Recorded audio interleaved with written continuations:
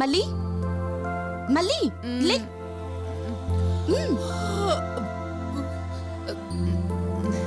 ఏంటి మధు? ఈ రోజు నీకొక సర్ప్రైజ్ ఇస్తానని చెప్పాను కదా. అవును, ఏంటి మధు? నీకు సంబంధించిన ముఖ్యమైన విషయం చెప్తానన్నాను కదా. అవును అన్నావు. ఆ రహస్యమే చెప్పబోతున్నాను. ఏంటది? అలా చెప్పాలంటే నువ్వు నాకు మాట చెప్పాలి. ఏంటది? నీ పుట్టినరోజు ఎప్పుడు? నా పుట్టినరోజా? అమ్మో, ఇరుక్కుపోయాగా. దాని పుట్టినరోజు ఎప్పుడో నాకు తెలీదు. ఇది బుక్ చదివింది కాబట్టి రాజశేఖర్ కూతురు బర్త్డే ఎప్పుడో దీనికి తెలుసుంటుంది. ఇప్పుడు నేను తప్పు డేట్ చెప్తే దీనికి అడ్డంగా దొరికిపోతాను. ఏం చెయ్యాలి? మళ్ళీ నీ పుట్టినరోజు ఎప్పుడంటే మాట్లాడవేంటి? చెప్పు, నీ బర్త్డే ఎప్పుడు? తెలియదని చెప్పేస్తే అయిపోతుంది. నా బర్త్డే ఏ రోజు? ఈ రోజే నీ బర్త్డే.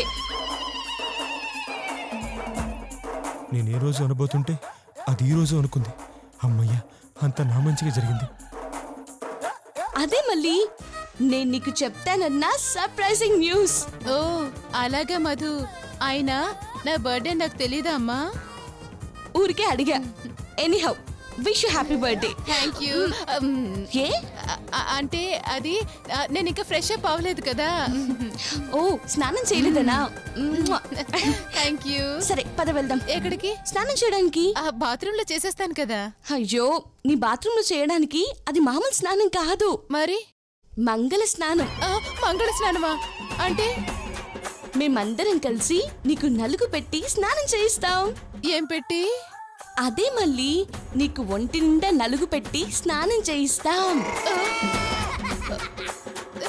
ఏంటి, ఒంటి నిండా నలుగు పెట్టి మీరంతా స్నానం చేయిస్తారా? అవును, నీ స్నానానికి అన్నీ రెడీ చేసాం. వెళ్దాం, పద పద. వద్దు మధు, నాకు సిగ్గు. నా స్నానం నేనే చేసేస్తానులే. ఏంటి, ఏమైంది? మళ్ళీ ఎందుకు బలవంతం చేస్తున్నావు మధు? లతక్క, ఈ రోజు తన పుట్టినరోజు. హ్యాపీ బర్త్డే మళ్ళీ. థ్యాంక్ యూ అక్క. Many many happy returns of the day మళ్ళీ. థ్యాంక్ యూ అక్క. బర్త్డే కదా, మంగళ స్నానం చేయిస్తానంటే రానంటుందక్క. అలాగా? మళ్ళీ మంగళ స్నానం చేస్తే నువ్వు ఇంకా అందంగా ఉంటావు. పద పద. వద్దక్కలు, చెప్తున్నాను కదా, నా స్నానం నేనే చేసేస్తాను. నా మాట వినండి ప్లీజ్. అదేం కుదరదు. మధు, రా తీసుకెళ్దాం. చెప్తున్నాను కదా మధు, మళ్ళీ. నాకు సిగ్గు. అయ్యో, రా, రా, ప్లీజ్. ప్లీజ్.